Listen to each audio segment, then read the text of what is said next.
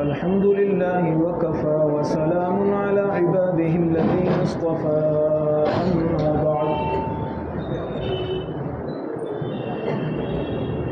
قال الله تبارك وتعالى في القرآن المجيد والفرقان الحميد أعوذ بالله من الشيطان الرجيم بسم الله الرحمن الرحيم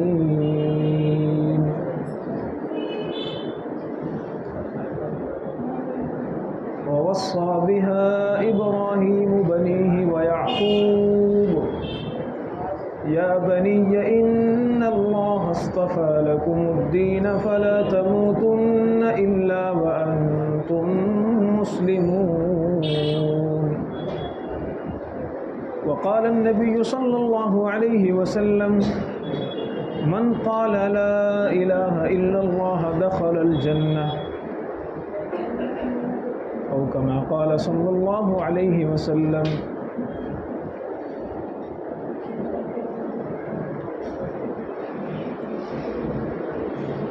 معزز حاضرین کرام، عزیز ساتھیوں،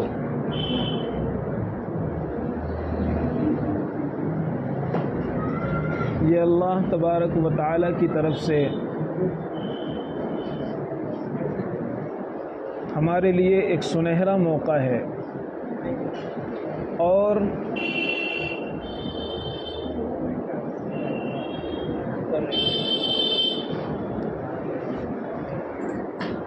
اور اللہ تبارک و تعالی کی طرف سے یہ ایک بہترین موقع کی چیز ہے کہ اللہ تبارک و تعالی نے دین کی ضروری چیزیں سیکھنے کے لیے ہم سب کو ایک موقع عطا فرمایا ہے۔ اس پر ہمیں اللہ تبارک و تعالی کا شکر بھی ادا کرنا چاہیے اور تھوڑی دیر جو یہ موقع ہمیں ملا ہے اس کو پورا وصول بھی کرنا چاہیے۔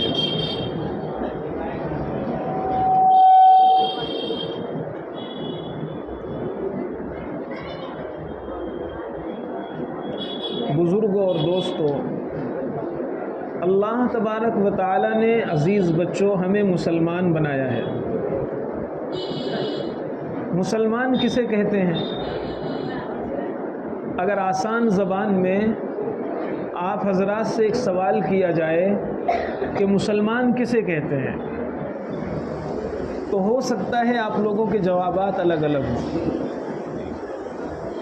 کوئی اپنے اعتبار سے مسلمان بتلائے گا کہ مسلمان اسے کہتے ہیں، مسلمان اسے کہتے ہیں۔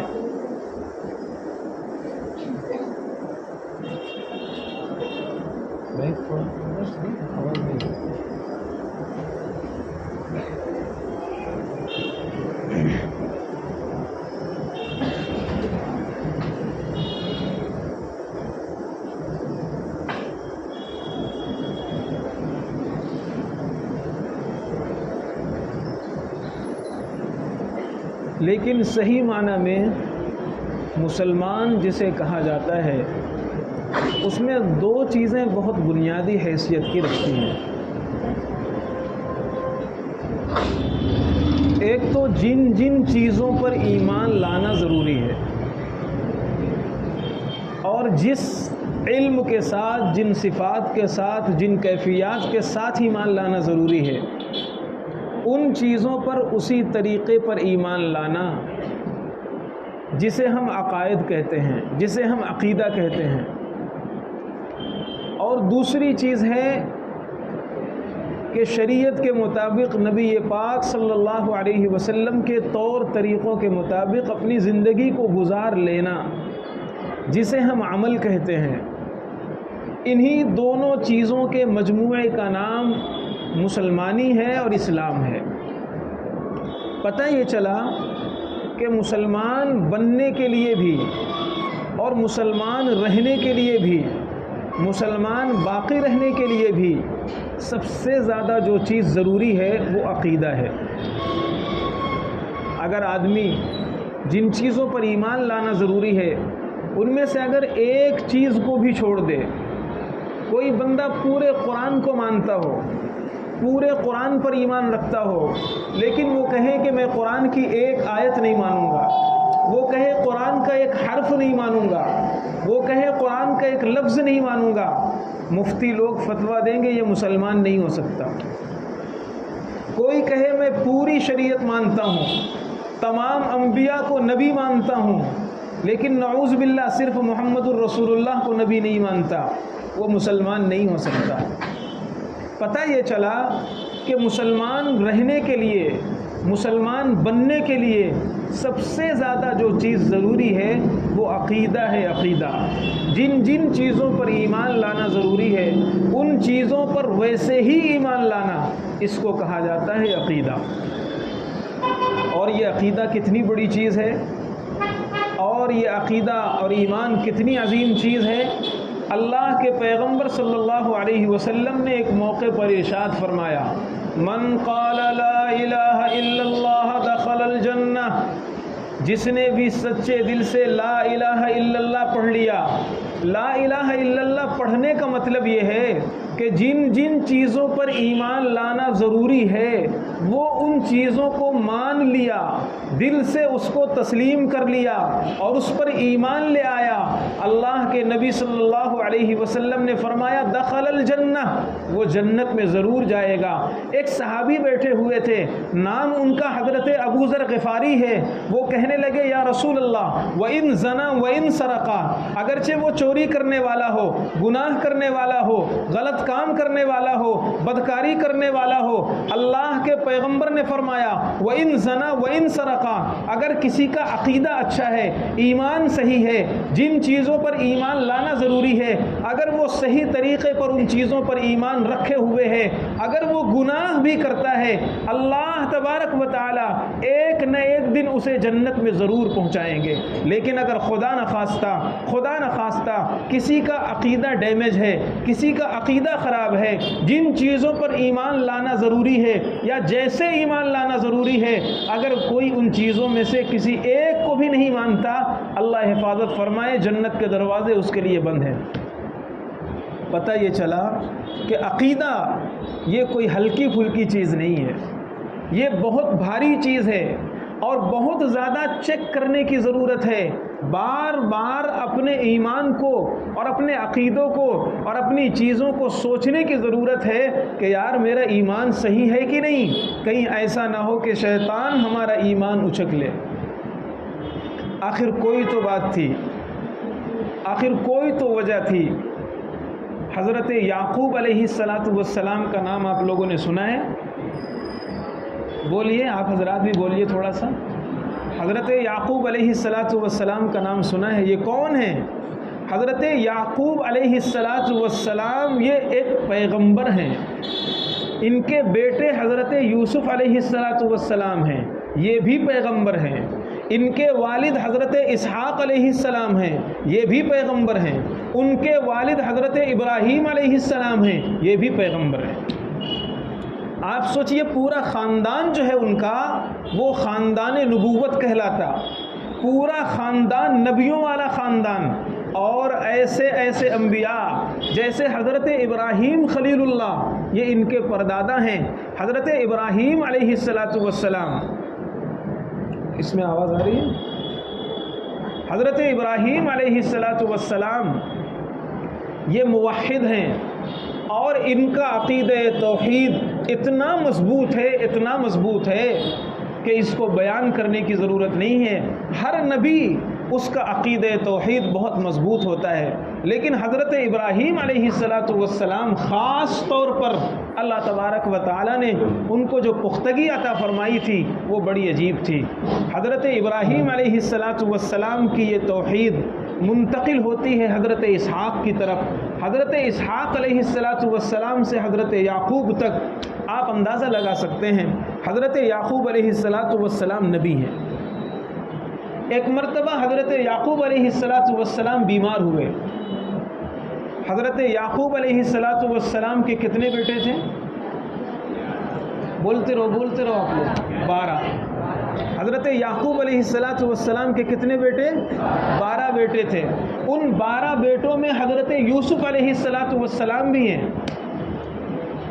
ایک مرتبہ حضرت یعقوب علیہ السلام بیمار ہوئے. بیٹے آپ کے ارد گرد بیٹھ گئے اور خیریت پوچھنے لگے. حضرت یعقوب علیہ السلام بیمار ہیں. ایسے موقع پر جب کوئی بندہ بیمار ہوتا ہے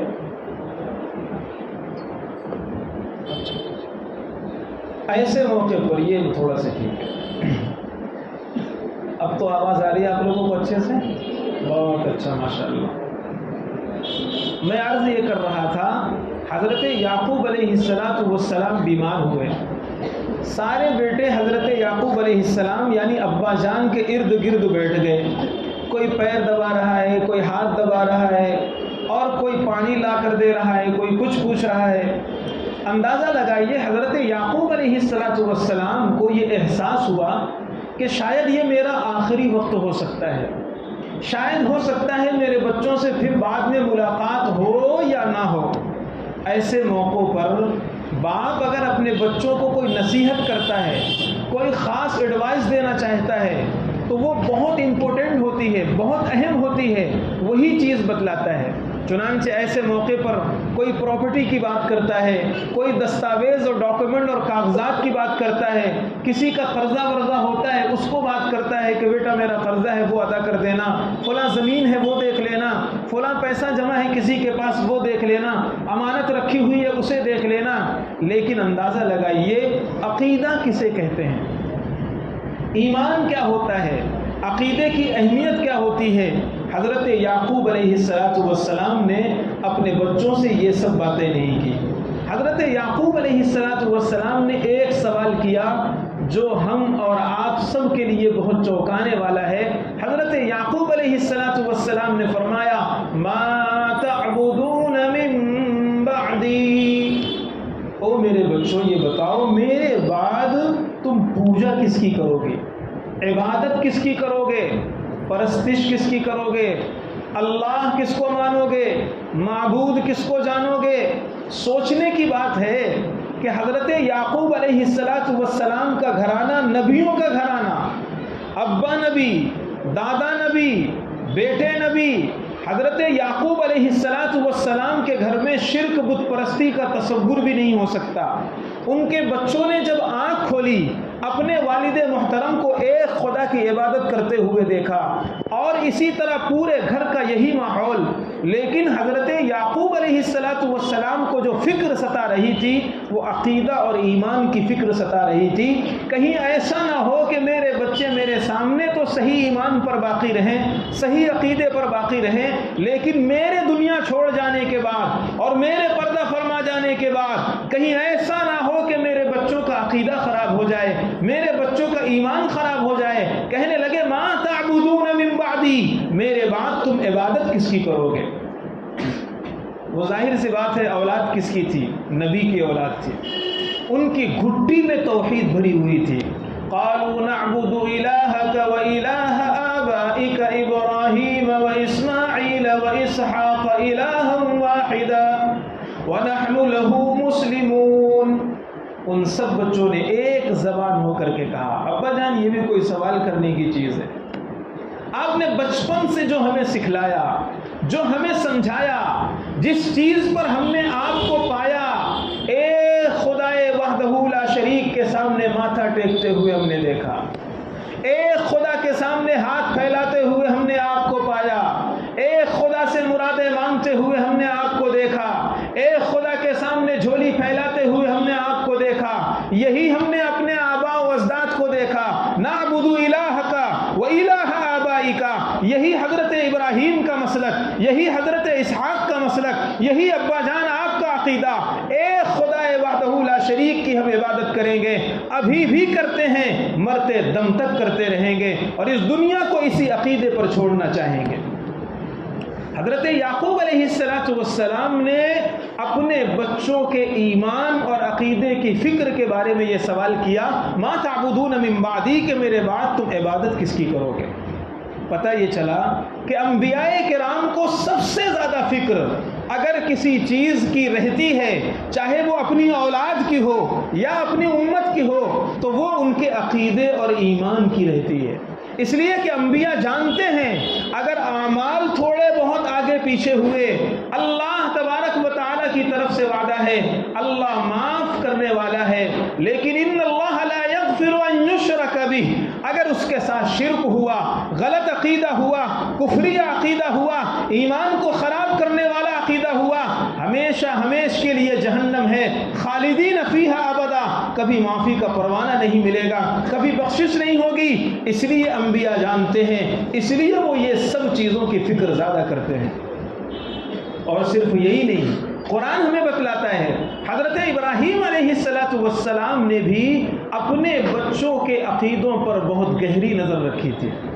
بلکہ میں آگے ایک بات عرض کرنا چاہتا ہوں، ایک نارمل بات، کامن بات، لیکن اگر اس بات سے غلط مطلب نکل سکتا ہو، عقیدے پر کسی بھی طریقے سے غلط اثر پڑ سکتا ہو، انبیاء کرام کی نظر وہاں بھی رہتی ہے۔ حضرت یعقوب علیہ السلام ہی کی بات ہے، جب حضرت یوسف علیہ السلام مصر کے بادشاہ بن گئے، مصر کے بادشاہ بننے کے بعد حضرت یوسف علیہ السلام نے ایک مرتبہ کہا کہ تم جاؤ، اپنے بھائیوں سے کہا، کچھ بھائی آئے تھے اور کچھ بھائی ابھی فلسطین میں تھے، شام میں تھے، نہیں آئے تھے، تو حضرت یوسف علیہ السلام نے کہا کہ اب تمہیں غلہ اس وقت ملے گا جب تم اپنے سارے بھائیوں کو لے کر کے آؤ گے۔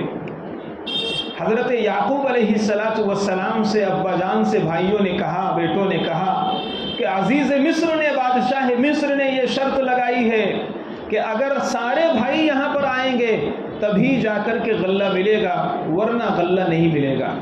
حضرت یوسف علیہ السلام کے خوبصورتی کے بارے میں کچھ سنا ہے آپ لوگوں نے؟ کچھ سنا ہے؟ حضرت یوسف علیہ السلام بہت خوبصورت، حسن یوسف دم عیسیٰ ید بیضا داری، مثالوں میں مثالیں دی جاتی ہیں حسن یوسف کی، حضرت یوسف علیہ السلام کی خوبصورتی کی۔ اگر بھائی اتنا حسین ہوگا تو دوسرے بھائی تھوڑا بہت تو خوبصورت ہوں گے۔ اگر حضرت یوسف علیہ السلام اتنے خوبصورت ہیں تو ان کے جو 11 بھائی ہیں وہ کیا ایک دم بدصورت ہوں گے؟ نہیں، وہ بھی خوبصورت ہوں گے۔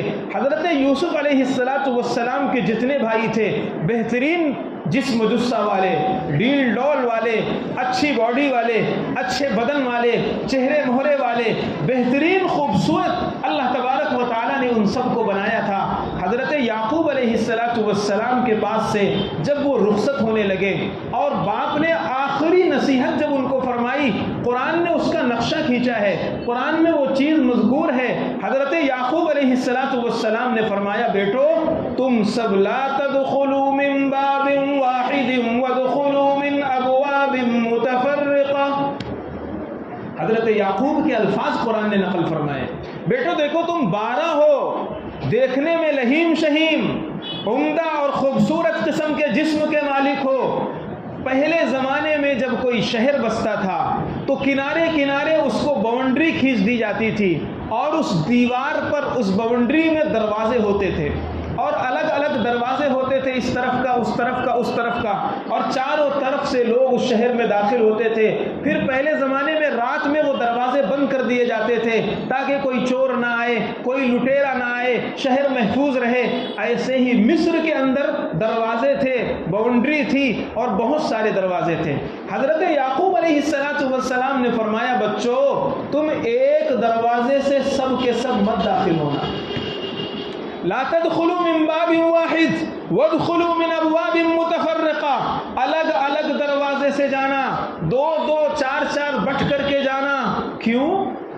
اس لیے کہ جب تم 12 کے 12، 11 کے 11 اور بہترین خوبصورت قسم کے ایک ساتھ جاؤ گے تو لوگ اچنبھے کی نگاہ سے تم کو دیکھیں گے، تعجب کی نگاہ سے تم کو دیکھیں گے، اور ہو سکتا ہے کسی کی نظر بد تم کو لگ جائے۔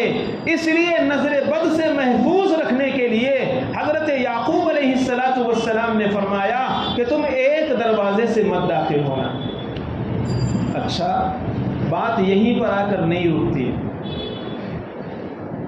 حضرت یعقوب علیہ السلام نے آگے جو جملہ ارشاد فرمایا جسے قرآن نے نقل کیا ہے وہ بڑا عجیب و غریب ہے۔ یہ بات تو حضرت نے فرما دی کہ تم ایک جگہ سے مت داخل ہونا، الگ الگ دروازوں سے جانا، کہیں ایسا نہ ہو کہ تم کو نظر لگ جائے اور تم بیمار پڑ جاؤ، پریشان ہو جاؤ، اس لیے ایک دروازے کو استعمال نہیں کرنا۔ پھر حضرت یعقوب علیہ السلام کو فیل ہوا، ایسا محسوس ہوا کہ کہیں ہمارے بچے یہ نہ سمجھ بیٹھیں کہ نظر بد اپنی ذات کے اعتبار سے کسی کو بیمار کر دیتی ہے، کسی انسان کی نگاہ کسی کو خود بخود بیمار کر دیتی ہے۔ اللہ تبارک و تعالیٰ کے حکم کے بغیر، اللہ کی مرضی کے بغیر، اللہ کے اشارے کے بغیر، اللہ کے اذن کے بغیر کسی کی نگاہ کسی کو خراب کر سکتی ہے، کیونکہ کفار کا عقیدہ یہ تھا اور اس زمانے کے کافروں کا نظریہ یہ تھا کہ انسان کی جو نگاہ ہے یہ خود بخود انسان کو بیمار کر دیتی ہے، پریشانیوں میں مبتلا کر دیتی ہے۔ حضرت یعقوب علیہ السلام کو ذرا سا احساس ہوا کہیں میری یہ نصیحت ان نونہالوں کے قلوب میں غلط عقیدے کا وسوسہ نہ پیدا کر دے، غلط بنیاد نہ ڈال دے، عقیدے بد کی بیج نہ ڈال دے۔ حضرت یعقوب علیہ السلام نے اس جملے کے بعد فوراً دوسرا جملہ فرمایا، وما اغنی عنکم من اللہ من شیء، او میرے بچوں، ہر چیز کرنے والی ذات خدا کی ہے۔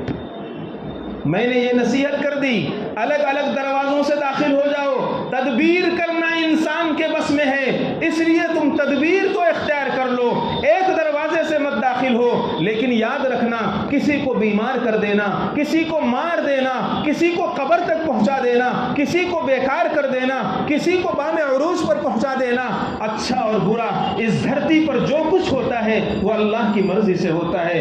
اللہ کی مرضی کے بغیر، اللہ کے اذن کے بغیر، اللہ کے اشارے کے بغیر کسی انسان کی نگاہ کسی کو بیمار نہیں کر سکتی۔ تدبیر اختیار کرو لیکن اپنا عقیدہ بھی درست رکھو۔ معلوم یہ ہوا کہ نبی کی نگاہ کہاں تک پہنچتی ہے اور کیسے کیسے عقیدوں کو بچانے کے لیے ان حضرات نے کتنی زیادہ تدبیر اختیار کی ہے۔ یہی وجہ ہے کہ اللہ کے نبی صلی اللہ علیہ وسلم نے بھی بہت باریکی سے اس چیز کو فیل کیا، محسوس کیا کہ کہیں غلط عقیدہ میری امت میں نہ آنے پائے۔ میں ایک مثال سے بات سمجھانے کی کوشش کروں گا۔ ایک مرتبہ اللہ کے نبی صلی اللہ علیہ وسلم ایک صحابیہ کے پاس جاتے ہیں۔ وہ صحابیہ ہیں، نئی ان کی شادی ہوئی ہے، گھر خوشیوں سے بھرا ہوا ہے، چھوٹی چھوٹی بچیاں گھروں میں بیٹھی ہوئی ہیں، کوئی کچھ گنگنا رہا ہے، کوئی کچھ گنگنا رہا ہے، اور چھوٹی چھوٹی بچیاں گا رہی ہیں، گنگنا رہی ہیں۔ حضرت نبی پاک صلی اللہ علیہ وسلم اس گھر میں تشریف لے گئے۔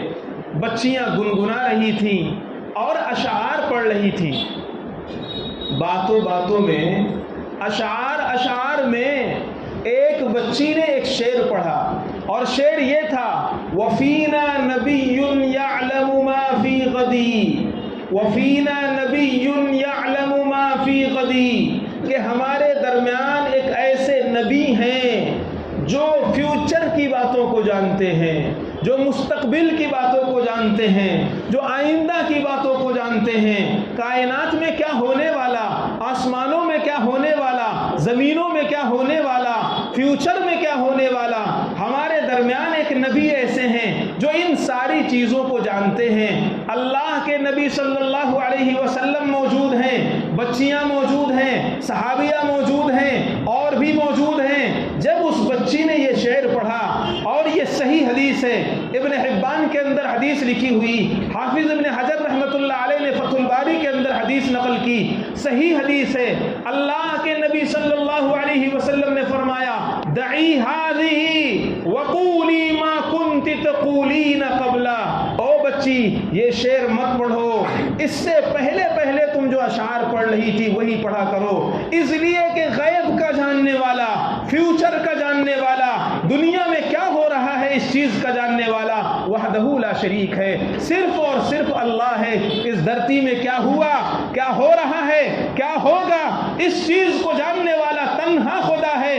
اسی کے پاس علم غیب ہے، اسی کے پاس مفاتیح الغیب ہے، لا یعلمها الا اللہ، غیب کو صرف اللہ جانتا ہے۔ اس لیے اے بچی یہ شعر چھوڑ، اس لیے کہ تیرا یہ شعر عقیدہ خراب کر سکتا ہے۔ معلوم کیا ہوا؟ معلوم یہ ہوا کہ اللہ کے نبی صلی اللہ علیہ وسلم نے جس باریکی سے اس بچی کے اس شعر کو دیکھا، یہ نہیں سمجھا ارے چھوٹا بچہ ہے، ارے چھوٹی بچی ہے، چلو آج خوشی کا موقع ہے، شادی کا موقع ہے، آج پڑھ لینے دو، کل دیکھیں گے، بعد میں دیکھیں گے۔ نہیں نہیں، یہ نہیں فرمایا، فرمایا آج ہی اس کو صحیح کرو، ابھی اس کو صحیح کرو، اس لیے کہ یہ تمہارے دلوں کے اندر غلط عقیدہ پیدا کر سکتا ہے۔ عزیز بچوں، ساتھیوں، ہمیں اپنے بارے میں کتنا زیادہ فکر مند ہونے کی ضرورت ہے۔ بلکہ آگے چل کر کے میں ایک بات اور عرض کرتا ہوں کہ نبی پاک صلی اللہ علیہ وسلم نے ان تمام چیزوں سے منع کر دیا جس سے عقیدہ ڈیمیج ہو سکتا ہو۔ ایک مسئلہ آپ حضرات مجھے بتائیے، نماز جنازہ میں کتنے سجدے ہیں؟ یہ بچہ بتائے گا نماز جنازہ میں کتنے سجدے ہیں؟ ایک بھی نہیں ہے۔ اور کسی کو کچھ کہنا ہے نماز جنازہ میں کتنے رکوع ہیں؟ ارے آپ لوگ بولتے رہو، کتنے رکوع ہیں؟ ایک بھی نہیں۔ سجدے کتنے ہیں؟ اللہ اکبر! یہ کون سی نماز ہے جو رکوع اور سجدے کے بغیر ہو رہی ہے؟ سوچنے کی ضرورت ہے۔ آپ دیکھیے، فجر سے لے کر عشاء تک فرض، سنت، نفل، کوئی بھی ایسی نماز مجھے بتاؤ نماز جنازہ کے علاوہ جس میں سجدہ نہ ہو۔ کیا نماز جنازہ کے علاوہ کوئی ایسی نماز ہے، فرض ہو، سنت ہو، نفل ہو، فجر ہو، اشراق ہو، چاشت ہو، موابین ہو، تہجد ہو، صلاۃ الحاجت، صلاۃ الاستخارہ، کوئی بھی نماز، کیا کوئی نماز رکوع اور سجدے کے بغیر ہے؟ نہیں۔ اچھا، ایک مسئلہ اور بتائیے، اگر کسی شخص نے کسی بھی نماز میں ایک سجدہ چھوڑ دیا، ایک رکوع چھوڑ دیا، کیا اس کی نماز ہوگی؟ نہیں ہوگی۔ معلوم یہ ہوا کہ کوئی ایسی نماز نہیں ہے جس میں سجدہ نہ ہو، کوئی ایسی نماز نہیں جس میں رکوع نہ ہو، بلکہ اگر کسی نے رکوع چھوڑ دیا، سجدہ چھوڑ دیا، اس کی نماز ہو ہی نہیں سکتی، نماز اس کی نہیں ہوگی۔ لیکن حیرت کی بات ہے، سوچنے کی چیز ہے کہ جب نماز جنازہ کی باری آئی، اسے نماز کہا گیا، وضو اس کے لیے ضروری، پاکی اس کے لیے ضروری، تکبیر اس کے لیے ضروری، ساری چیزیں ضروری، لیکن جب سجدے کی باری آئی، حکم ہوتا ہے کھڑے کھڑے تکبیر کہو، کھڑے کھڑے ثنا پڑھو، کھڑے کھڑے درود پڑھو، کھڑے کھڑے سلام پھیرو، خبردار خبردار، سر جھکانے کی ضرورت نہیں، سجدہ کرنے کی ضرورت نہیں، رکوع کرنے کی ضرورت نہیں۔ آج ایسی نماز تم کو پڑھنی ہے جس میں تمہارا ماتھا جھکنے نہ پائے، جس میں تم رکوع نہ کرنے پاؤ، جس میں تم سجدہ نہ کرنے پاؤ۔ یا رسول اللہ، وجہ کیا ہے؟ کیوں سجدہ نہیں ہے؟ کیوں رکوع نہیں ہے؟ ارے خدا کے بندو، سامنے لاش رکھی ہوئی ہے، سامنے میت رکھی ہوئی ہے، اگر تم سجدہ کرو گے اللہ کے لیے، رکوع کرو گے اللہ کے لیے، تمہارے دل میں سجدہ اللہ کے لیے ہو رہا ہے، رکوع اللہ کے لیے ہو رہا ہے، لیکن دیکھنے والے دیکھیں گے، دنیا کہے گی یہ میت کے سامنے سجدہ کر رہے ہیں، یہ لاش کے سامنے رکوع کر رہے ہیں، یہ غیر اللہ سے مرادیں مانگ رہے ہیں، یہ اللہ کے علاوہ کسی اور کے سامنے جھکنے والی قوم ہے۔ عقیدہ خراب ہو سکتا تھا۔ اللہ کے پیغمبر نے فرمایا سجدہ کرنے کی ضرورت نہیں، رکوع کرنے کی ضرورت نہیں۔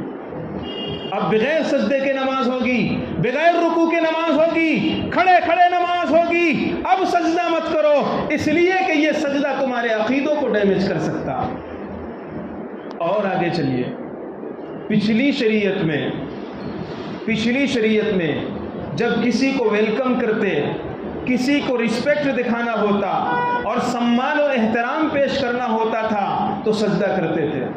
جیسے آج کل کسی کا احترام کرنا ہو تو تھوڑا سا جھک جاتے ہیں، سلام کرتے ہیں تھوڑا سا جھک جاتے ہیں، اور جھک کر اس کی رسپیکٹ کرتے ہیں، اس کا احترام کرتے ہیں، اس کو سمانت کرتے ہیں۔ پچھلے زمانے میں، پچھلی شریعت میں، حضرت یوسف کے زمانے میں، حضرت آدم کے زمانے میں، پچھلے انبیاء کے زمانے میں یہ ہوتا تھا کہ کوئی بڑی شخصیت اگر آتی تھی تو اس کو سمانت کرنے کے لیے سجدہ کرتے تھے، زمین پر گر جاتے تھے، باقاعدہ سجدہ کرتے تھے۔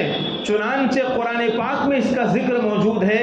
حضرت یوسف علیہ السلام کے والد جب فلسطین سے اور شام سے مصر پہنچے ہیں تو سارا مجمع اور سارے لوگ سجدے میں گر پڑے تھے۔ ان کو رسپیکٹ دکھانے کے لیے، سمانت کرنے کے لیے پچھلے زمانے میں سجدہ کیا جاتا تھا۔ لیکن اللہ کے پیغمبر صلی اللہ علیہ وسلم نے اس امت کے لیے، اس شریعت میں صرف عقیدہ بچانے کے لیے، ایمان بچانے کے لیے، ایمان کو خرابی سے بچانے کے لیے یہ فرمایا کہ اگر کوئی کسی کو احترام کرنا ہو، سلام کر لے، مصافحہ کر لے، معانقہ کر لے، جھکنے کی ضرورت نہیں، رکوع کرنے کی ضرورت نہیں، سجدہ کرنے کی ضرورت نہیں، بلکہ اگر کوئی سجدہ کرے گا یہ ناجائز سجدہ ہوگا، حرام سجدہ ہوگا۔ ایسی پاکیزہ شریعت اللہ کے نبی نے ہمیں سکھلائی، اور ایسا پاکیزہ دین اللہ نے ہمیں دیا تاکہ ہمارا یہ ایمان مرتے دم تک ہمارے ساتھ رہے، ہمارا یہ ایمان ہمارے ساتھ باقی رہے۔ بلکہ میں آپ کو ایک آگے کی بات بتاتا ہوں، ایک مسئلہ مجھے آپ حضرات کو اور بتائیے۔ نماز پڑھتے ہیں تو نماز پڑھتے ہوئے جب کسی کھلی جگہ میں نماز پڑھ رہے ہوں یا ایسی جگہ پڑھ رہے ہوں جہاں سے کسی آدمی کے گزرنے کا امکان ہو، تو وہاں نماز پڑھنے والے کے لیے سنت یہ ہے، مستحب یہ ہے کہ اپنے سامنے سترہ لگا لے، اپنے سامنے کوئی چیز رکھ لے، کوئی چیز گاڑ لے، ڈنڈا ہے، لاٹھی ہے، کوئی اور ایسا سامان، بوٹل ہے بڑی، وہ اپنے سامنے رکھ لے۔ حدیث پاک میں بخاری شریف کے اندر روایت موجود ہے، اللہ کے نبی صلی اللہ علیہ وسلم نے سترہ لگا کر کے نماز پڑھی ہے۔ ابن عباس رضی اللہ تعالی عنہ کی حدیث موجود ہے۔ پتہ یہ چلا سنت یہ ہے کہ جب آدمی نماز پڑھے تو نماز پڑھتے ہوئے اپنے سامنے کیا لگائے؟ سترہ، اس کو سترہ بولتے ہیں عربی میں، کوئی چیز رکھے۔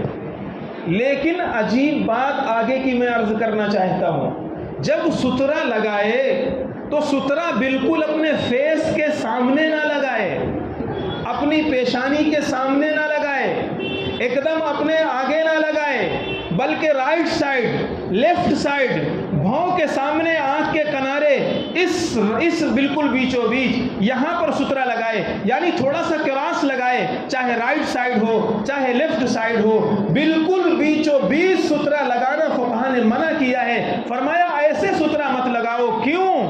اس لیے دنیا والے، دوسرے لوگ جب کسی کی پرارتھنا کرتے ہیں، کسی کی پوجا کرتے ہیں، کسی کی عبادت کرتے ہیں تو ایک دم سامنے کھڑے ہوتے ہیں، کہیں ایسا نہ ہو کہ کسی دیکھنے والے کے دل و دماغ میں یا خود تمہارے اندر یہ وسوسہ پیدا ہونے لگے کہ ہم اس لکڑی اور پتھر کو پوج رہے ہیں، اس لکڑی کی عبادت کر رہے ہیں۔ معلوم یہ ہوا کہ ہمارے اللہ نے، شریعت نے، دین نے ہمارے ایمان کو ایسے محفوظ رکھنے کی کوشش کی ہے۔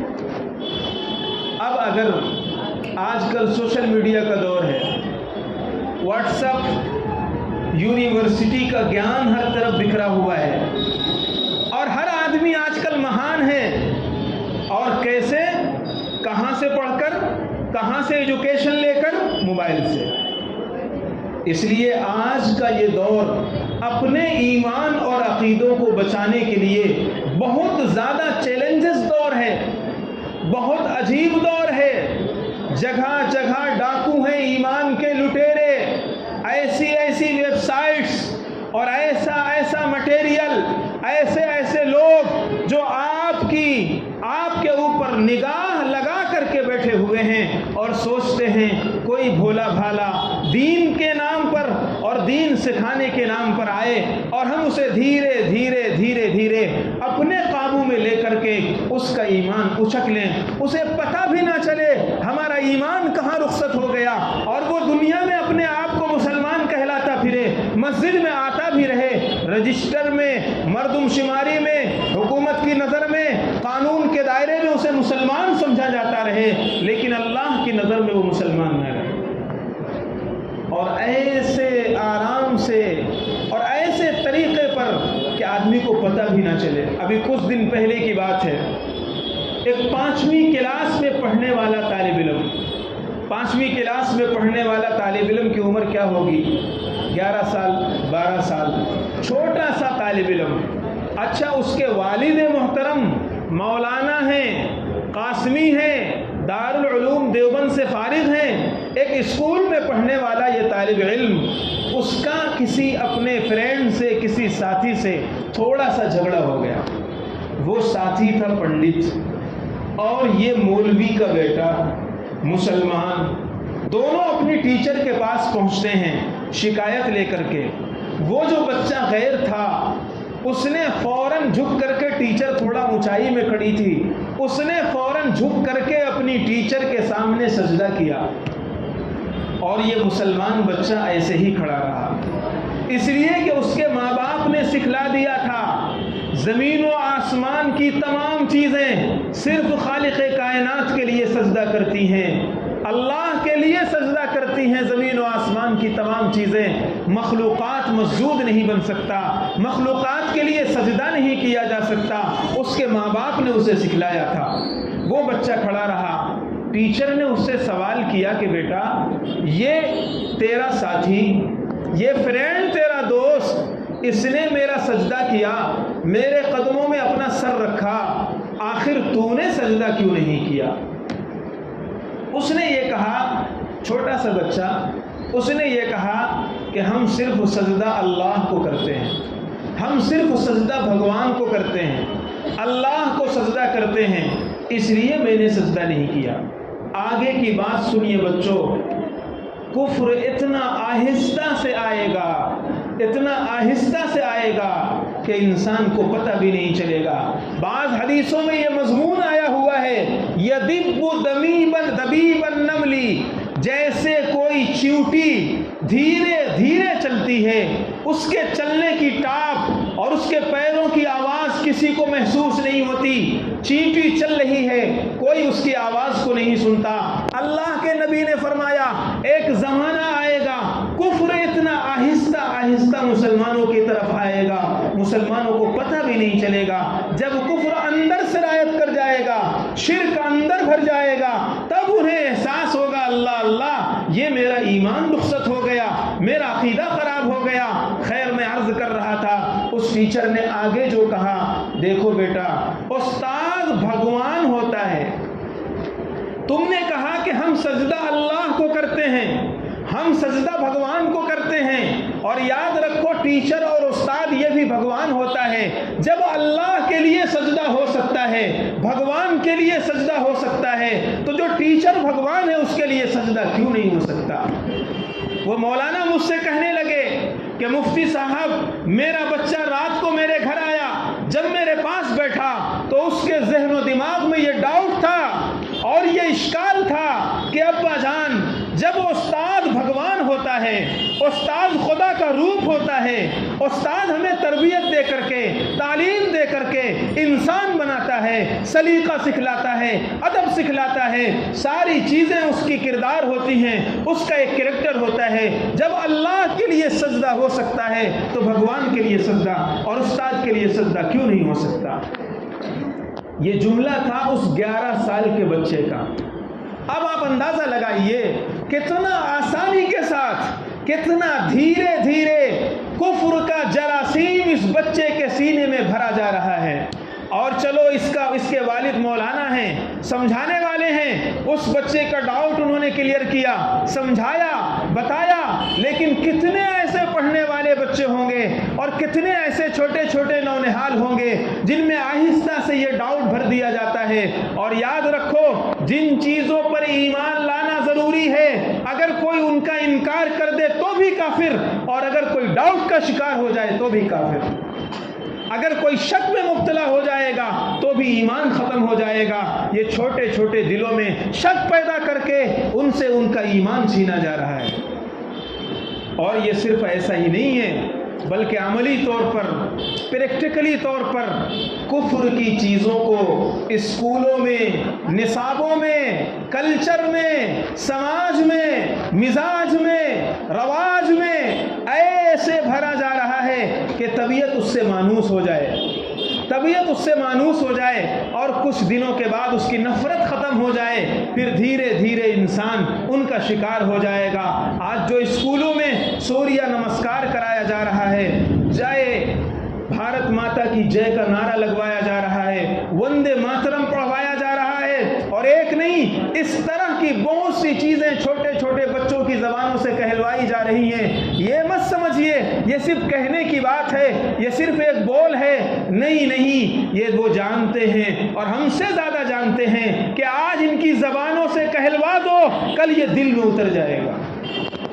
آج دنیا ریسرچ کر رہی ہے، اور آج جدید اور لیٹسٹ ریسرچ آپ کو بتا رہا ہوں، اگر کسی جھوٹ کو 33 ٹائمز 33 مرتبہ اگر بار بار ریپیٹ کیا جائے گا، انسانی مائنڈ اس کو قبول کر لے گا۔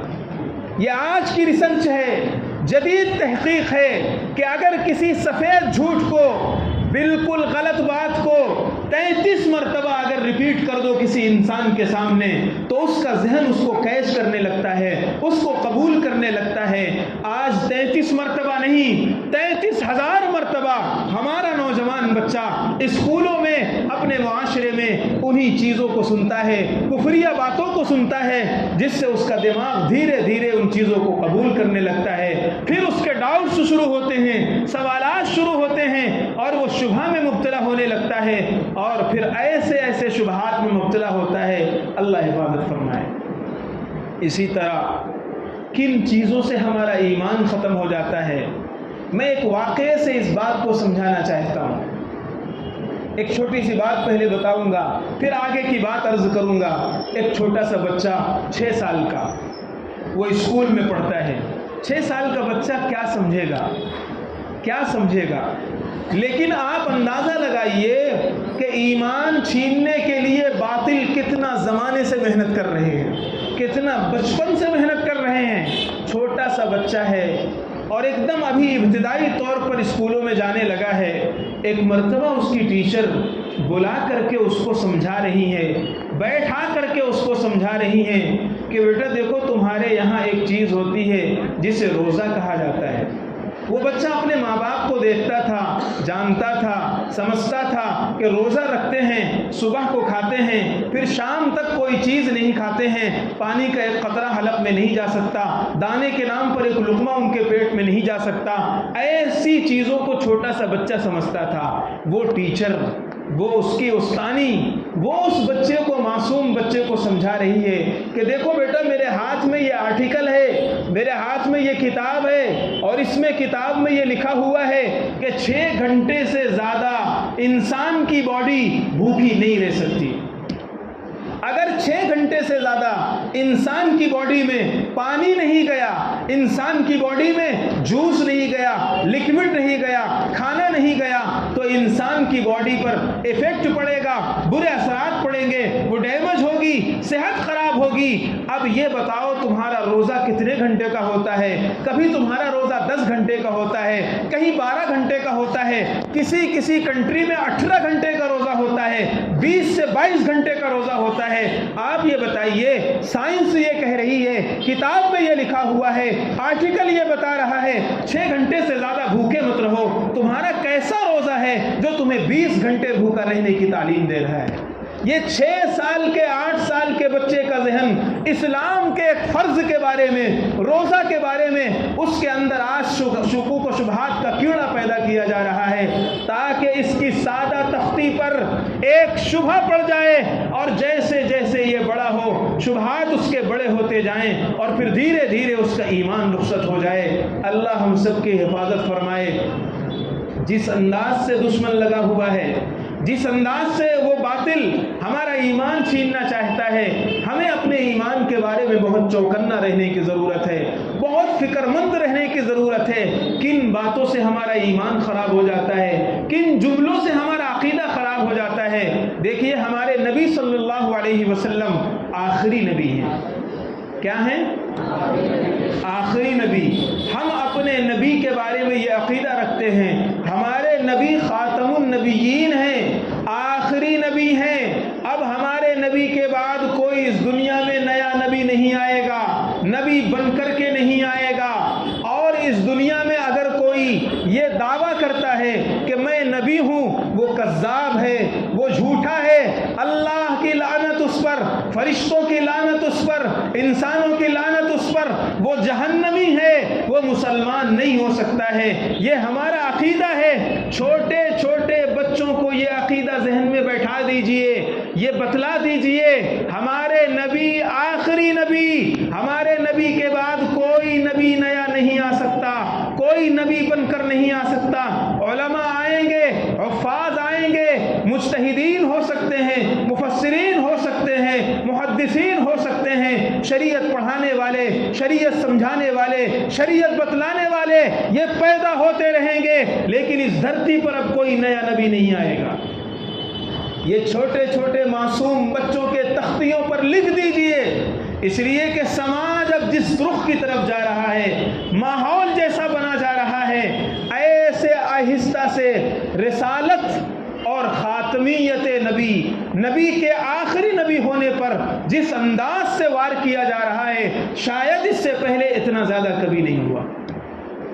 فتنہ شکیلیت ہو، فتنہ مہدویت ہو، فتنہ قادیانیت ہو، یہ سب اسی طرح اٹھتے ہیں اور سیدھے سیدھے دھیرے دھیرے یہ کہہ کر کے کہ یار آج بھی ضرورت ہے، دین سکھانے والا کوئی ہونا چاہیے۔ ہر آدمی کہتا ہے میں حق پر ہوں، یہ کہتا ہے میں حق پر ہوں، وہ جماعت کہتی ہے میں حق پر ہوں۔ ہم کنفیوزنگ کے شکار ہوتے ہیں، ڈاؤٹس پیدا ہوتے ہیں۔ ان ڈاؤٹس کو کلیئر کرنے کے لیے کوئی نبی آنا چاہیے۔ ایسے ایسے شبہات پیدا کرتے ہیں اور اس خاموشی کے ساتھ اور اتنے پیار سے کہتے ہیں کہ ہمیں اندازہ بھی نہیں ہوتا ہے، ہمارا ایمان لٹ چکا ہوتا ہے، ہمارا ایمان لٹ چکا ہوتا ہے۔ میں ایک مثال دے کر کے بات کو سمجھانے کی کوشش کروں گا۔ دیکھو بچوں، کسی چیز میں اگر آدمی کو شک ہو، شبہ ہو، ڈاؤٹ ہو، حق ناحق سمجھ میں نہ آ رہا ہو، فیوچر سمجھ میں نہ آ رہا ہو، تو ایسی چیزوں کے لیے شریعت میں ایک چیز بتلائی گئی ہے جسے استخارہ کہتے ہیں۔ استخارہ جانتے ہیں نا آپ حضرات؟ نہیں جانتے؟ استخارے کا مطلب یہ ہوتا ہے کہ اگر آدمی کو کوئی کام کرنا ہے مستقبل میں، مثال کے طور پر میں اس اسکول میں پڑھائی کروں یا دوسرے اسکول میں پڑھائی کروں، میں یہاں جاؤں وہاں جاؤں، میں سفر کروں یا نہ کروں، ایسے موقع پر اگر آدمی کو ڈاؤٹس پیدا ہو رہے ہیں کیا کروں، فیوچر کلیئر نہ ہو، تو شریعت نے ایک چیز بتلائی ہے، استخارہ کر لو۔ استخارہ کرنے کا مطلب ہے اللہ سے مشورہ کر لو، اللہ تعالیٰ سے پوچھ لو، دعا کر لو، 2 رکعت نماز پڑھ لو اور دعا کر لو کہ استخارہ ہے، اے اللہ مجھے راستہ دکھلا دیجئے، یہ بتلا دیجئے کہ سچ کیا ہے غلط کیا ہے۔ اس کو استخارہ کہتے ہیں۔ اب سمجھ میں آ گیا استخارہ؟ اچھا، تو اس سے معلوم یہ ہوا کہ استخارہ وہاں کیا جاتا ہے جہاں ڈاؤٹس ہو، جہاں شک ہو، جہاں کوئی چیز کلیئر نہ ہو، جہاں کوئی چیز واضح نہ ہو، وہاں استخارہ کیا جاتا ہے۔ یہ مسئلہ بھی سمجھ میں آ گیا؟ یہ مسئلہ بھی سمجھ میں آ گیا؟ کسی ایسی چیز کے بارے میں جو ایک دم کلیئر ہو، جس میں ہمیں ایمان لانا ضروری ہے، جس میں ہمیں یقین رکھنا ضروری ہے، ایسی چیز میں استخارہ نہیں ہوتا۔ اگر ایسی چیز میں کوئی استخارہ کرے گا تو کافر ہو جائے گا۔ جیسے قرآن اللہ کی آخری کتاب، نبی پاک صلی اللہ علیہ وسلم اللہ کے آخری نبی ہیں۔ اب اگر کوئی نعوذ باللہ من ذالک اس چیز میں استخارہ کرے کہ یار میرے نبی آخری نبی ہیں یا نہیں، قرآن آخری کتاب ہے یا نہیں، قرآن اللہ کی کتاب ہے یا نہیں، نماز فرض ہے یا نہیں، روزہ فرض ہے یا نہیں، نہیں، اگر ان چیزوں میں کوئی استخارہ کرنے لگے گا وہ کافر ہو جائے گا، اس لیے کہ وہ ڈاؤٹس کا شکار ہو گیا۔ سمجھ میں آ گیا مسئلہ؟ یہاں تک مسئلہ سمجھ میں آیا؟ اب ایک آگے کی بات کرتا ہوں، ہمارے عقیدے کو اور ہماری چیزوں کو کیسے باطل لوٹتا ہے اور کتنا آہستہ سے لوٹتا ہے۔ ایک قادیانی تھا اور بہت پڑھا لکھا۔ قادیانی جانتے ہیں کس کو کہتے ہیں؟ نہیں جانتے ہیں۔ قادیانی ایک فرقہ ہے جو یہ کہتا ہے کہ اللہ کے نبی آخری نبی نہیں ہیں۔ وہ یہ کہتا ہے کہ اللہ کے نبی کے بعد مرزا غلام احمد قادیانی نبی ہیں۔ اللہ کے نبی کے بعد دوسروں کو نبی مانتا ہے، اور میں نے ابھی بتایا جو ہمارے نبی کو آخری نبی نہ مانے وہ کافر ہے۔ بات سمجھ میں آ رہی ہے؟ تو پہلے ہمیں اپنے عقیدوں کو سمجھنا پڑے گا۔ ہم کسی چیز کو اگر نہیں جانتے ہیں تو باطل ہمیں بہت آہستہ سے لوٹ لے گا، بہت آہستہ سے اس کو شکار بنا لے گا۔ تو ایک قادیانی تھا، اس نے ایک وہاں پر فوجی ریٹائرڈ آفیسر تھے، بڑے عہدے والے تھے، منصب والے تھے، ان کا اثر و رسوخ تھا۔ تو قادیانی جو تھا مبلغ، اس نے ان پر ڈورے ڈالنا شروع کیا اور اپنے قریب کرنے لگا اور ان سے ملنے لگا، ان سے باتیں کرنے لگا۔ ایک دن اس نے کہا کہ تم قادیانی بن جاؤ۔ انہوں نے کہا توبہ توبہ، کیسی باتیں کر رہے ہو؟ میں قادیانی کبھی نہیں بن سکتا، میں مرتے مر جاؤں گا، کبھی قادیانی نہیں بنوں گا۔ کیسی باتیں کر رہے ہو؟ ہمارے نبی آخری نبی ہیں، میں اپنے نبی کو آخری نبی مانتا ہوں، میرے ماں باپ نے مجھے یہی سکھایا ہے، یہی استاد نے پڑھایا ہے، یہی مجھے سمجھایا گیا۔ اس نے کہا اچھا ٹھیک ہے، رہنے دو رہنے دو۔ یہ لوگ ایک دم سے نہیں پکڑتے ہیں، پہلے انگلی پکڑیں گے، پھر دھیرے دھیرے دھیرے دھیرے موڑنے تک پہنچ جائیں گے۔ تو اس نے کہا کہ رہنے دیجئے، آپ ہمارے نبی، آپ اپنے نبی کو آخری نبی مانتے ہیں، کوئی حرج کی بات نہیں، مانیے، بہت اچھی بات ہے۔ کچھ زمانے کے بعد، کچھ دنوں کے بعد ان کی پھر ملاقات ہوئی۔ ملاقات میں انہوں نے کہا کہ ہمارے علاقے میں ایک بڑا جلسہ ہو رہا ہے، جلسے میں ہمارے بڑے مولانا آ رہے ہیں، ہم چلتے ہیں ان مولانا صاحب سے ملاقات کر لیتے ہیں، دین کی کچھ باتیں سیکھ لیتے ہیں اور اچھی باتیں کانوں میں پڑ جائیں گی۔ جو فوجی آفیسر تھے انہوں نے کہا دین کی بات سننے میں کیا حرج ہے، کیا مذائقہ ہے، چلو وہاں پر چلتے ہیں۔ جب ان کے بڑے مولانا کے پاس، قادیانیوں کے بڑے مبلغ کے پاس جب ان کو لے کر پہنچتے ہیں، ملاقات ہوتی ہے۔ ملاقات ہونے کے بعد جب یہ فوجی آفیسر نکلنے لگے، رخصت ہونے لگے، تو انہوں نے کہا کہ اچھا ٹھیک ہے، تم مرزا قادیانی کو نبی نہیں مانتے، مت مانو، تم اپنے نبی کو آخری نبی مانتے ہو، مانتے رہو، لیکن میرا ایک مشورہ قبول کرو، میری ایک بات مانو، اور بات یہ ہے کہ مرزا قادیانی نبی ہیں یا نہیں، اس سلسلے میں تم استخارہ کر لو، کچھ مت کرو، بلکہ اس سلسلے میں تم استخارہ کر لو۔ استخارہ کہتے ہیں اللہ سے مشورہ طلب کرنے کو، استخارہ کہتے ہیں اللہ سے پوچھنے کو۔ استخارہ کرنے میں کیا برائی ہے؟ استخارہ اللہ سے مشورے کا نام ہے، استخارہ دعا کا نام ہے، استخارہ نماز کا نام ہے۔ نماز بری نہیں، دعا بری نہیں، استخارہ برا نہیں، اس لیے تم استخارہ کر لو کہ اللہ کے نبی کے بعد مرزا قادیانی نبی ہیں یا نہیں۔ وہ بندہ فوجی آفیسر پڑھے لکھے نہیں تھے، وہ یہ کہتے ہیں کوئی حرج کی بات نہیں ہے، نماز پڑھنے میں استخارہ کرنے میں کیا مذائقہ ہے۔ وہ گھر آتے ہیں اور رات میں استخارہ کرتے ہیں، دعا کرتے ہیں، نماز پڑھتے ہیں۔ رات میں جب سوتے ہیں، سونے کی حالت میں خواب دیکھتے ہیں۔ خواب کیا دیکھ رہے ہیں؟ خواب دیکھتے ہیں مرزا قادیانی بیٹھا ہوا ہے، پگڑی بندھی ہوئی، جبہ قبہ دستار فضیلت امامہ بندھا ہوا، اور اس کے ارد گرد حواریین بیٹھے ہوئے، بہت سے لوگ بیٹھے ہوئے ہیں، اور وہ سب کے سب خواب میں یہ کہہ رہے ہیں مرزا قادیانی نبی برحق ہے، اللہ کے نبی کے بعد یہ نبی ہیں، تم ایسا کرو کہ ان کو نبی مانو۔ یہ خواب میں اس فوجی آفیسر نے استخارے کے بعد دیکھا۔ اب جب یہ خواب سے بیدار ہوا، خواب سے اٹھا، تو یہ قادیانی بن گیا اور اس نے یہ عقیدہ رکھ لیا تبلیغی، کوئی مولوی، کوئی ملنے والا جب ان سے ملاقات کرتا تو وہ کہتا میں مولوی کی نہیں سنوں گا، میں نے اللہ سے پوچھ کر کے مرزا قادیانی کو نبی مانا ہے، میں نے استخارہ کیا ہے۔ استخارہ طلب الخیر من اللہ، اللہ سے پوچھنے کا نام استخارہ ہے، اللہ سے مشورہ کرنے کا نام استخارہ ہے۔ میں نے اللہ سے پوچھ کر کے مرزا قادیانی کو نبی مانا ہے، اب میں کسی کے بہکاوے پر نہیں آؤں گا، میں مولوی کی مانوں یا اللہ کی مانوں۔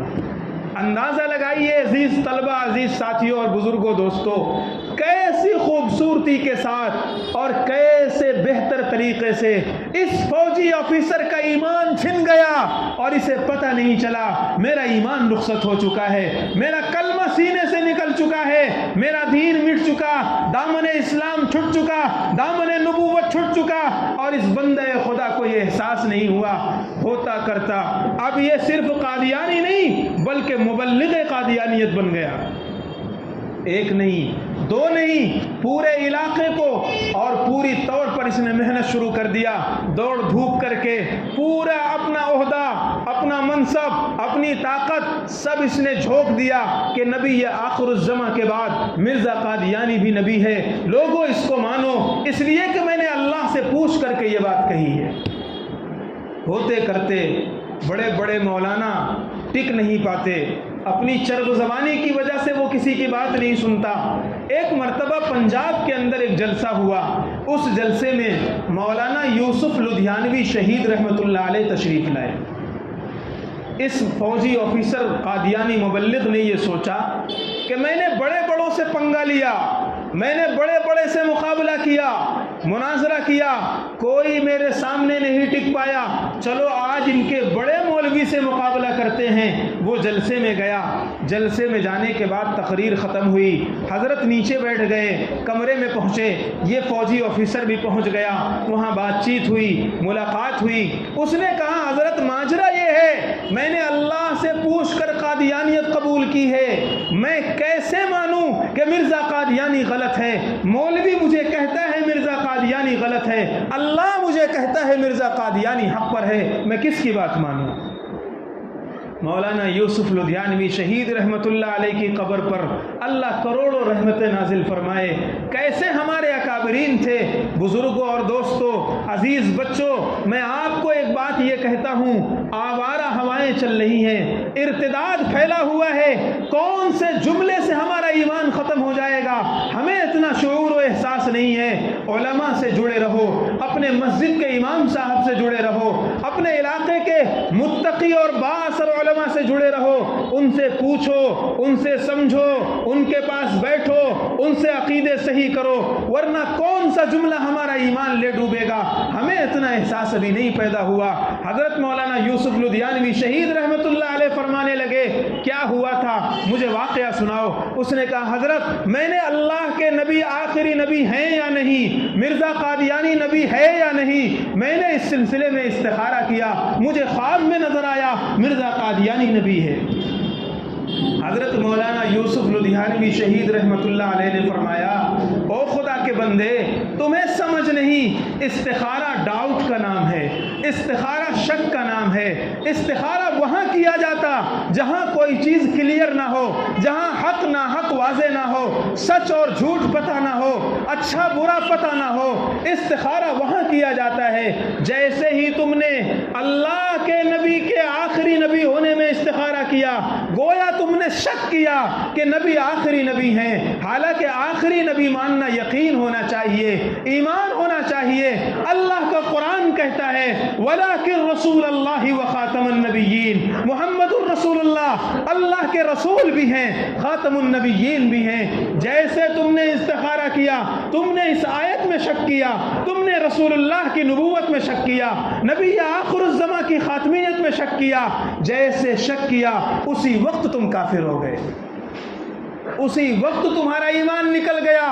اور یاد رکھو شک کرنے کے بعد تم نے خواب دیکھا، یہ کافر بننے کے بعد خواب دیکھا ہے، اور کافروں کا نبی مرزا قادیانی ہے، مسلمانوں کا نبی محمد الرسول اللہ ہے صلی اللہ علیہ وسلم۔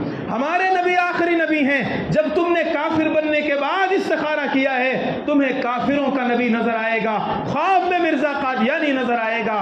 وہ فوجی آفیسر، اس کی تربیت اچھی تھی، ماں باپ اس کے اچھے تھے، اس کی گھٹی میں ایمان بھر دیا گیا تھا۔ اس نے کہا اللہ آپ کو جزائے خیر دے۔ اس نے توبہ کیا، کلمہ پڑھا، اور پھر نبی آخر الزماں محمد الرسول اللہ صلی اللہ علیہ وسلم کے دامن سے وابستہ ہو گیا۔ توبہ اس نے کر لیا اور پھر پلٹ کر کے آ گیا۔ بتاؤ بزرگوں اور دوستوں، عزیز بچوں، اگر اسے یہ نہ سمجھایا جاتا اور نہ بتلایا جاتا، یہ خود بھی ڈوبا تھا اور ہزاروں کے ایمان کو دفن کرنے کا ذریعہ بن جاتا۔ آج سوشل میڈیا پر ایسے ایسے کمنٹس آتے ہیں، ایسے ایسے جملے آتے ہیں کہ ہمارے نوجوان سوچتا ہے اس سے کیا ہوگا، اس سے کیا ہوگا۔ ایک صاحب کا فون آیا اور کہنے لگے مفتی صاحب میرے گھر میں نکاح ہونا تھا اور نکاح کی بات چل رہی تھی، میرے چچا سے میری بات ہو رہی تھی، میں کہہ رہا تھا نکاح سنت کے مطابق ہوگا، میرے چچا کہہ رہے تھے نہیں سنت کے مطابق نہیں، دھوم دھام سے ہوگا۔ جب تک ہال میں نکاح نہ ہو، دھوم دھام سے نکاح نہ ہو، شادی کا مزہ کیا، شادی کی انجوائے کیا، دھوم دھام سے نکاح ہونا چاہیے۔ بات آگے بڑھی، میں نے کہا نکاح سنت اور شریعت کے مطابق ہوگا، میرے چچا نے کہا سنت اور شریعت بھاڑ میں جائے، نکاح دھوم دھام سے ہوگا۔ مجھ سے مسئلہ پوچھا بتائیے مفتی صاحب میرے چچا کا ایمان سلامت رہا یا رخصت ہو گیا؟ آج ایک جملہ نہیں ہے، کیسی کیسی چیزیں اللہ کی توحید کے بارے میں، اللہ کی وحدانیت کے بارے میں، رسول اللہ کی رسالت کے بارے میں، آخرت کے بارے میں کیسے کیسے جملے ہمارے نوجوان کی زبان سے جاری ہو جاتے ہیں، انہیں پتہ بھی نہیں چلتا۔ باطل نے سن کا انجیکشن لگا کر کے ایمان چھین لیا، اسے پتہ بھی نہیں چلا۔ اس لیے میرے پیارے بچوں، ہمیں اللہ کے مسلمان بن کر کے جینا ہے۔ میں نے خطبے میں آیت پڑھی تھی، حضرت یعقوب علیہ السلام نے اپنے بچوں کو جو نصیحت فرمائی، اس میں یہ سوال کیا کہ میرے بعد تم کس کی عبادت کرو گے؟ اس کے بعد جو جملہ ہے فَلَا تَمُوتُنَّ إِلَّا وَأَنْتُمْ مُسْلِمُونَ، عقیدہ تمہارا مرتے دم تک صحیح رہنا چاہیے، تمہارا خاتمہ اس بات پر ہو کہ تمہارا عقیدہ مسلمانوں جیسا، تمہارا ایمان بالکل درست ہو، عقیدہ ایک دم صحیح ہو۔ ایسے بول، ایسے جملے، ایسی باتیں، ایسا عمل جو تمہارے عقیدے کو خراب کر دے، تمہارے ایمان پر ڈاکہ ڈال دے، اب ایسے جملے سے اپنے آپ کو بچانا پڑے گا۔ لیکن اگر کوئی آدمی جانتا نہیں ہوگا تو کیسے بچے گا؟ ایک سانپ بہت خوبصورت ہے، بہت خوبصورت ہے، کالا کالا سانپ ہے، وائٹ کی پٹی ہے، بہترین خوبصورت سا بیٹھا ہوا ہے۔ ایک چھوٹا سا بچہ وہ نہیں جانتا یہ سانپ ہے، اس نے سانپ کی خوبصورتی کو دیکھا، سانپ کے حسن کو دیکھا، وہ دوڑتا ہوا رینگتا ہوا سانپ کے پاس پہنچ گیا، سانپ کو اس نے ہاتھ لگایا، سانپ نے اسے ڈس لیا۔ باہر کی خوبصورتی دیکھ کر کے، اس کے اندر کے زہر سے ناواقف ہو کر کے اس چھوٹے سے بچے نے سانپ کو چھوا، اس کی جان ختم ہو گئی، یہ قبرستان پہنچ گیا، اس نے دنیا چھوڑ دیا۔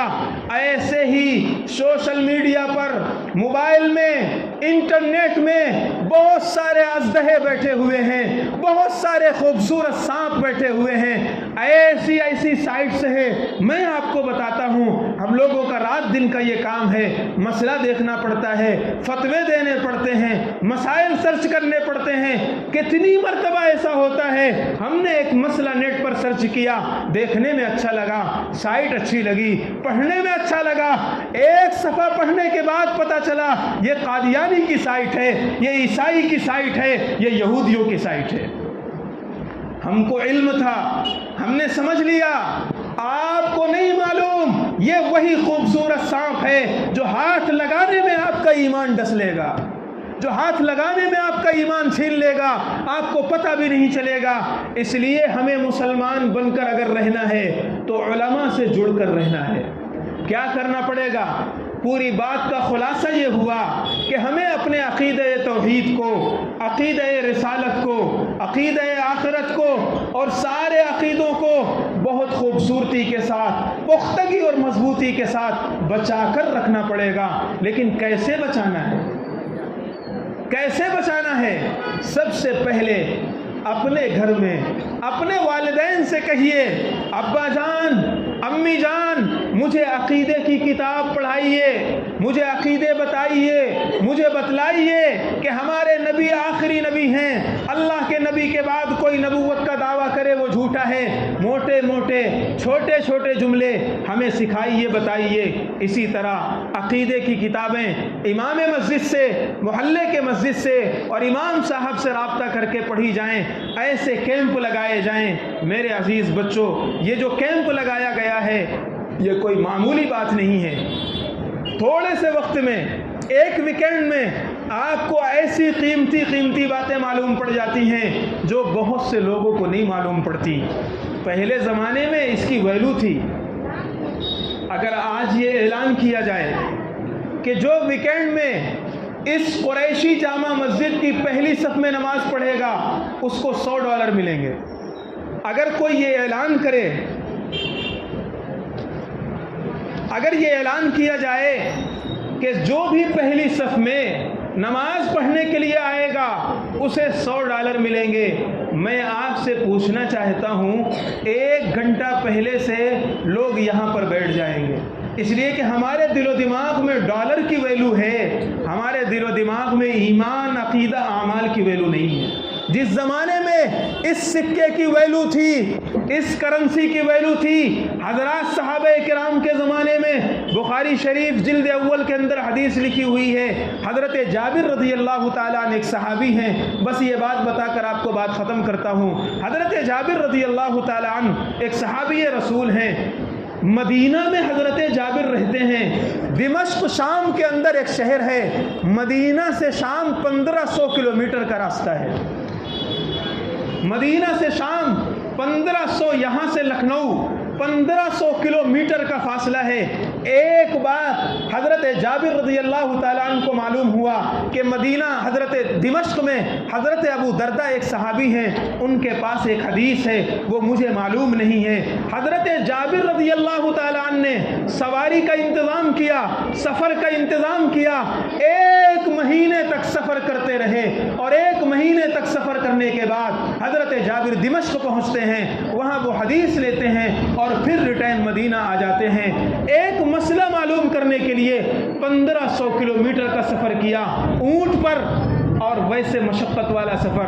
اللہ تعالیٰ کا شکر ہے کہ آپ کو ایک ویکینڈ میں ایک مسئلہ نہیں، سینکڑوں مسائل یاد ہو گئے، بے شمار مسائل معلوم ہو گئے، بہت سی چیزیں معلوم ہو گئیں۔ تو میرے بچوں عزیزوں، آج سے یہ طے کرو کہ ہم اپنے گھروں میں عقیدہ سیکھیں گے، ایمان سیکھیں گے، اسلام سیکھیں گے، مسلمانی سیکھیں گے، اسلام کی معلومات سیکھیں گے، اور پتہ کریں گے کہ کن کن باتوں سے ایمان ختم ہو جاتا ہے، کیسے بول سے ایمان ختم ہو جاتا ہے، کیسے کام سے ایمان ختم ہو جاتا ہے، اور ان چیزوں سے بچیں گے، اور جو چیزیں ایمان کو مضبوط کرتی ہیں ان چیزوں پر عمل کریں گے۔